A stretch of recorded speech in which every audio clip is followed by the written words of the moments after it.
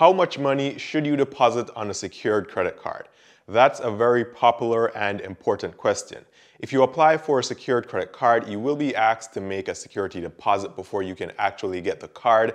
And usually this security deposit will determine what your credit limit will be. So for example, if you deposit $100, then most likely your credit limit will be $100. And if you deposit $1,000, then most likely your credit limit will be $1,000. Now, in this video, I'll be talking about this deposit and what you should consider when deciding how much money to deposit for your secured credit card. Now, just before I get into the details here, a very quick reminder, if you're new to the channel or you're watching one of my videos for the very first time, my name is Ian, and I post videos here on YouTube every single day on topics relating to making money and personal finance. So if you'd like to see more of these videos, then give this video a thumbs up. I'll really appreciate it. And also consider subscribing to this channel and turning on all the notifications.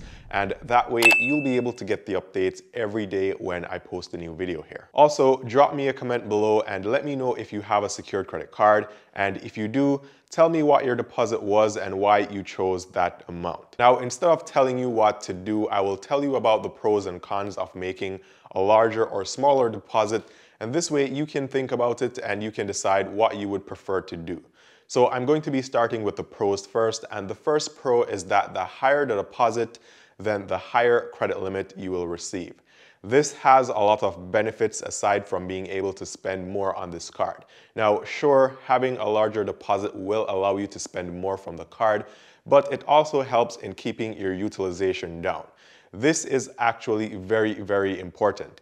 If you have a secured credit card and you made a deposit of, let's say, $50 and you got a credit limit of $50 and then you use this card to purchase fuel or something else every month, and let's say that costs you $40, even if you pay your bills in full and on time, you will have a very high utilization because you're going close to the limits of the card. This actually negatively affects your credit score. So to get around this, you could make a larger deposit and then spend the same amount of money. So let's say you increase that deposit to $300. If you then spend $40 from the card each month, then you would be using less than 20% of your available credit, which means your score would be positively affected. So if you're trying to keep your utilization down, which you should, but if you want to keep it as low as you possibly can, then you want to make a higher deposit on your secured credit card. The secured credit card that I used was the Discover It's Secured, and I initially made a deposit of $500, and then I increased that deposit to $2,500, which was the max they allowed because I wanted to keep my utilization at 10% or less, and I saw my score going up immediately after making that additional deposit and also increasing my credit limit. I then tried my best to keep my utilization at around 1% because I was trying to get the highest possible credit score that I could, and that also helped in increasing my credit score. So having a higher credit limit is what you want if you want to quickly improve your credit score, and I would say if you can afford to do it, then deposit as much as you possibly can to get the highest credit limit and then use as little as possible from that credit card, and that way you will see your credit score skyrocket. So that's the main advantage of having a higher deposit on your secured credit card. Let's talk about the cons now, and the first con is that a higher deposit means that you will have to tie some money up in this secured credit card. So a deposit of $50 may not be a big deal for you if you have to lock it in a secured credit card for 8 months to a year, but when it goes up to $1,000 and over, you may not want to do that. In my case, I had $2,500 locked up in my secured credit card that I couldn't touch for almost a year. If I had invested that money, I would have gotten very good returns, or even if I saved the money, I could have gotten some interest. Or maybe you just can't afford to lock that amount of money in a secured credit card right now.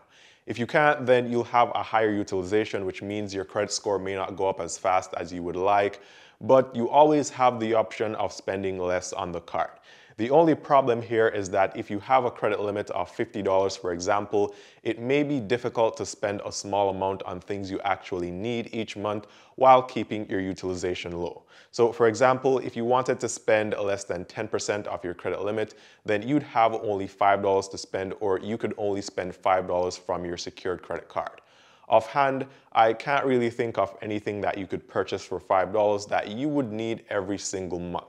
maybe a bottle of water or something like that, but if you can spend less, then this won't affect you as much. Still a con though, in my opinion. Now, even though this is a con, I've actually thought about a way of working around this. Let's say you have a credit limit of $50 and you want to use that secured credit card to pay your phone bill. And your phone bill is only $30 because you use Mint Mobile. You can actually spend $30 from the card, which will be more than 50%, but you can then immediately reduce the balance on the card before the statement is generated.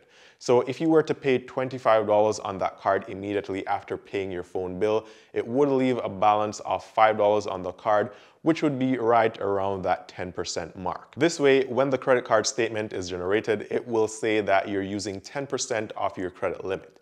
Even though this is a workaround, I still don't really like the idea because if you don't have the money to pay down on the card immediately, then you may forget, and if you forget, you run the risk of lowering your credit score.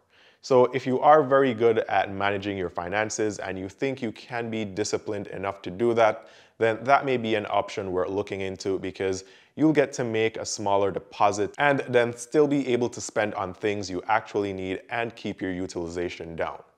So these are all the real pros and cons of making a higher versus a smaller deposit on a secured credit card. You should be able to now determine which is best for you and your personal situation. Now, if you're looking for a good secured credit card, I would recommend the Discover It Secured card because you can deposit as little as $500. And if you want to, you can go up to a max of $2,500. And also, this secured credit card is one of the very few that will actually return your deposit to you without you having to ask for it. This happens after a few months.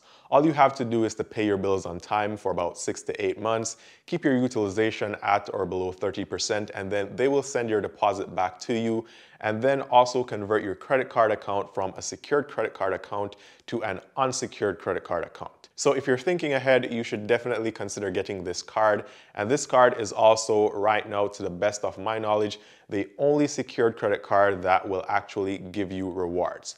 If you know about any other secured credit cards that give rewards, comment them down below so I can take a look at them as well. But the Discover It Secured credit card will give you 2% cash back in the first year and then at least 1% cash back afterwards on anything you purchase. I'll be leaving a link to it below, and if you decide to use it, you'll also receive some free cash on your first statement just for using that link that I'm leaving below. So comment below and let me know what you think about the pros versus the cons of making a higher deposit on a secured credit card. Would you prefer to lock in a higher amount of your money so you can increase your credit score over 6 to 8 months? Or would you make a smaller deposit and pay down the balance before the statement so you can keep your utilization ratio down? Comment below and let me know. Also, if you want to know about the best cards or the best secured credit cards or help in understanding more about these secured credit cards, I'll be leaving some links on the screen right now to other videos I've made about secured credit cards. So if you want to learn some more, be sure to check those videos out as well. So thanks for watching. Be sure to subscribe to the channel and click the notification icon so you can get notified when I post a new video, and I post a new video here every day. Give this video a thumbs up. It helps the channel out a lot and I'll really appreciate it. Check all the links down below in the description, and I hope to see you guys tomorrow.